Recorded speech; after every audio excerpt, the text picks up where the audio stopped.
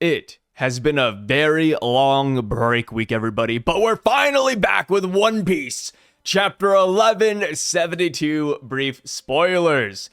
If you have not read the spoilers for yourself, though, yet, I'll be linking it down in the pinned comment as per usual, as well as typing it up piece by piece, so feel free to check it out over there if you haven't. But today, as per usual, we are here to just yap about this damn chapter. So, ripping off the band-aid, we got a recap chapter, everybody. That's right.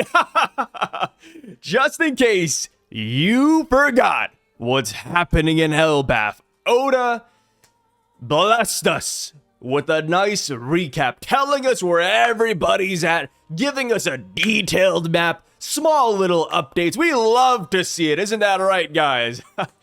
And yeah, I get it, man. You know, recap chapters are never the most fun chapters to be a part of, but it happens, dude. You know, it reminds me of Egghead, where on Egghead, we took like a little break. We saw what was going on around the world. We spent some time with Garp, and then we got back to Egghead, and then Oda's like, hey, by the way, y'all, the Straw Hats are sieging Egghead.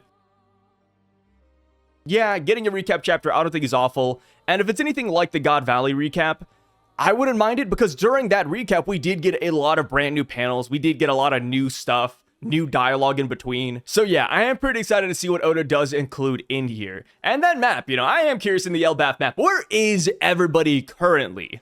So, going on, the next bullet point we get is that Jarul declares war on the world government, and not just that, but he tells Elbaph what actually happened the day King Harold died. You know what's funny about this? The Straw Hats, Luffy, Zoro, Sanji, all of them, they stayed down in the underworld so they could hear the flashback. Realistically, they could have just went up to the Sun Realm and Jarl would have just spilled the beans right there. Like, remember that? Hired was like, hey, Loki, what happened the day father died? You got 3 minutes. They could have just went upstairs, dude. You know, Jarl is telling the exact same story, apparently. And yes, he tells Elbaph that Loki is not guilty, and all of the Giants agree to go to war against the WG. If I had to wonder why Jarl decided to tell everybody this now, it's probably because he feels an ominous presence. He probably knows that Emu, the one who killed King Harold, is now attacking Elbaph. So that's probably why he decided to tell the story at this point in time. And this does work really well with Loki showing up to the Sun Realm as well. Because now, the Giants are going to see Loki, and they're going to see an ally. They're going to see the Prince of Elbaph. Whereas, if Jarl didn't tell this story, imagine the reaction most Giants would have. Holy crap, it's Loki! Who broke this madman out? So yes, I'm glad Jarl did end up clearing the waters. And I'm excited, man. You know, Dory and Brogy are on their way to fight this guy. How will Jarl perform? How will Jarl perform against Emu Gunko? I wonder, dude. How is that fight gonna go down?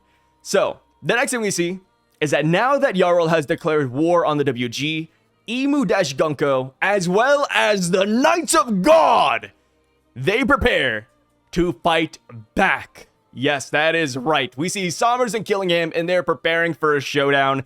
I'm not too sure what that means. Like, are they brandishing their blades? Are they polishing them? Are they simply dropping one-liners? Not too sure, but I'm looking forward to it. And I would love a Killingham update, because last we saw, Killingham burned down the library, he then spawned in more monsters, and then he just started running in the sky. So it's like, okay, where did he end up? Is he with Sommers right now, with the kids and the Straw Hats?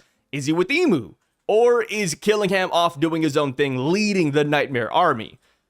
Big question, right? And again, goes back to the recap of Elbaph and that map. Oda, you know what? If nobody wants that recap, I want it. I want to see what's going down here.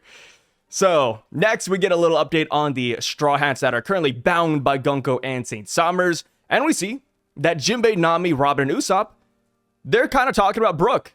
And how Brook must have realized something because he did end up taking off on his own. And guys, maybe it's just me, but I am very much so looking forward to the Brook and Gunko flashback. Because the thing is that Brook in my mind has always been a decent character, but he kind of feels like a background character on the crew. He doesn't really have a lot of moments where he stands out. Yes, people scream, Whole Cake Island, Whole Cake Island. Brother, that was like 7 years ago at this point, right? I would love something big from Brook here in Elbaph. And of course, if I had to guess, surprise, surprise, I think he is taking off to go see Gunko. Will Brook be enough to save Gunko, though, and bring back her memories? I'm not too sure. You know, I could definitely see Brook playing some songs and Gunko comes back for a little bit. But I think that because Emu is there, we're probably going to need Luffy to help Brook. One thing I always love to call back on is what we got during Fishman Island. Brook was fighting the Fishman Pirates, and while he was playing his music, he actually whipped out the Sun God Nika dance. And it's like, yo, like, that's one of the first iterations we have of it. Of course, we had it before, but Brook doing this, it's kind of important in my opinion. So, yeah, I would love to see Brook get a little moment here. Let's just hope that he does not get beaten in the process. And also, one thing I'm kind of curious about right now, but how did Brook get out of his bondage? If he did, there is a chance he's simply bouncing around with the arrows still tied around him. But if he did break out of it, was it because he cut the arrows? Did he use his spirit to undo the arrows? Or did he have a burst of hockey that blew the arrows apart? I am curious about that, brother. And if he did get out of the arrow bondage, it's kind of crazy that he didn't free the rest of the Straw Hats while he was there, but he does have bigger fish to fry with Gunko, so I can't even blame him. So now, we cut over to the final page of the chapter. We're already there, guys. But Harridan, the new Giant Warrior Pirates, and Zoro arrive in the Sun Realm, and they see the giants who have fallen under the Domi-Reversi spell, and they know right away that if they are caught in between two of those demons, then they also get flipped. I don't know how they realized this right away. Maybe they just like witnessed a couple of people being turned and they're like, oh, wait a minute. This is that game Othello. This is the game Reversi. But yes, they know what not to do. And after seeing that, Zoro, out of everybody, says that he has a plan. What? Zoro having a plan? Hold up, wait a minute. So, Zoro's plan, what could it possibly be? Initially, I thought that Zoro was going to say, oh, Emu is causing Domi-Reversi to happen, I'm gonna go fight Emu. Or, ooh, Killingham is spawning nightmare monsters, I'm gonna go fight Killingham. But he says this after seeing the rules to Domi-Reversi. So Zoro must have figured something else out. He must have a different plan in mind. And it goes back to all the OG Domi-Reversi theories. A lot of people were wondering if you could play the game against Emu. Two black pieces surround a white piece, boom, white piece becomes black. But what would happen if you put two white pieces in between a black piece? Would it flip back over? Or no, is Emu the only one allowed to play this game? We still don't know that yet. So I wonder if that's what Zoro's going to do. Like, hey, Harridan, get on the other side of this giant and then we're going to turn him back to normal.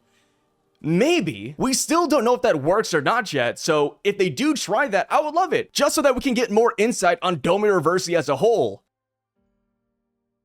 Also, I just want to throw this in, but there is a real possibility that Zoro's plan isn't going to be anything that grand. While I'm over here thinking that Zoro's gonna find a way to undo Domi-Reversi, it is entirely possible that this is just a gag, and next chapter, Zoro's simply throwing hands with the giants, which I do think would be fun nonetheless. Zoro, Harridan, Stanson, Roto, Garrett, and Goldberg all teaming up against the giants of Elbaph? I'd be down, brother. Of course, we do have to remember that Sanji is not with this group right now. Same with Luffy and Loki. Sanji, Scopper, and Chopper went off to go save the kids. And then we have Luffy and Loki, who are currently on their way up to the Sun Realm as we speak. So right now, it is just Zoro and the new Giant Warrior Pirates. We already know Zoro's a beast. So, with that in mind, I am looking forward to the showcase of Harridan, the dirty-blooded prince, to really show out here. Ha ha ha. But yeah, you guys, that is it for this week's chapter. Let me know what you guys are looking forward to the most. Are you looking forward to Zoro's plan, Brook escaping and leaving the Straw Hats behind, the God Knights aura farming, I think, or Jarul? Let us know down below, and I'll catch you guys tomorrow when the full spoilers drop. Until then, you guys take care, and peace out, brothers.